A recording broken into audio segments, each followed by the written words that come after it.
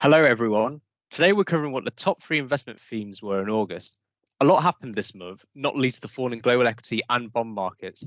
So, Sunil, what would you say are the top three themes from the last month? Well, three main themes. There was a bit of turbulence in markets, although I think the end result at the end of the month wasn't too bad. Quite resilient performance in the US from the stock market, and more weakness in China, both economically and in market terms. If we start with the market turbulence, I think we've had a couple of months of better risk appetite. People may be more willing to put money to work in the stock market.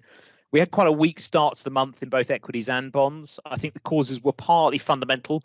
So we had economic data that was hinting at some weakness, especially if you look at the manufacturing sector. So manufacturing confidence surveys were quite weak, really across the world. But they weren't really giving central banks what they needed to stop tightening interest rates, because they're more focused on what sets prices. I think also, if I'm honest, that after a strong run, I think it was becoming attractive for investors to maybe take a bit of profit ahead of their summer breaks. And I think that's some of what we were seeing too. Now, in the face of all of that, US equity market held up reasonably well. It was broadly unchanged on the month. We had better news on economic and corporate fronts. Emerging markets, Asia Pacific, were the laggards. They were down around about 4% on the month because we had continued concerns about that Chinese economy. And bond markets were quiet on the surface. Government bonds were broadly flat on the month, but again, that was a bit of a recovery in the second half after a poor start to the month. I mean, a very turbulent month to say the least, especially when considering markets have been performing so well for most of the year, as you stated. So, on to your second theme. In what way was the US resilient?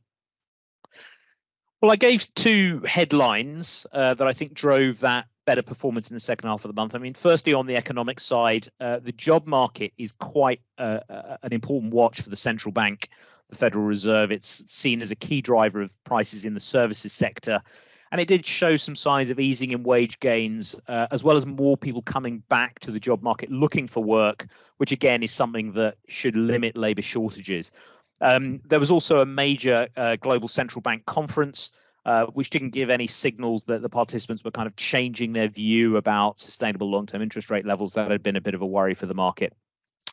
On the other side, I think just looking at what companies were reporting and saying for the future, they provided a pretty strong set of results in the US for Q2. So generally, if you look at the index, the S&P 500, sales growth was positive.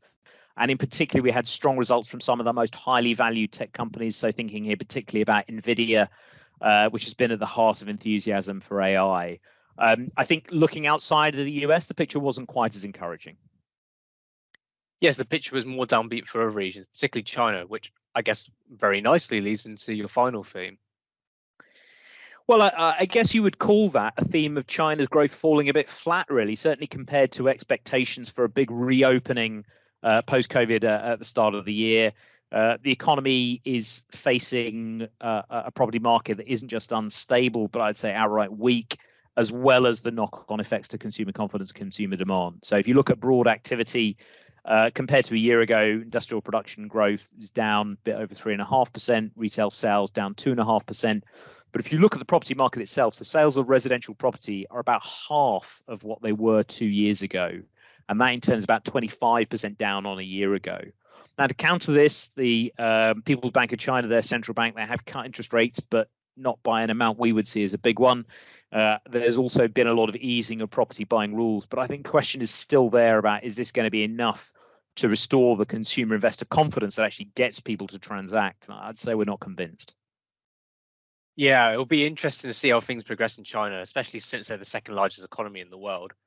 So to finish the episode, and as tribute to my colleague Peter Smith, I'm going to end with the start of the month, which is August saw the end of 5 consecutive monthly gains for the S&P 500. However, it's not all bad news, because year to date, the S&P 500 is still up a solid 18.7% locally. So still pretty good when you zoom out.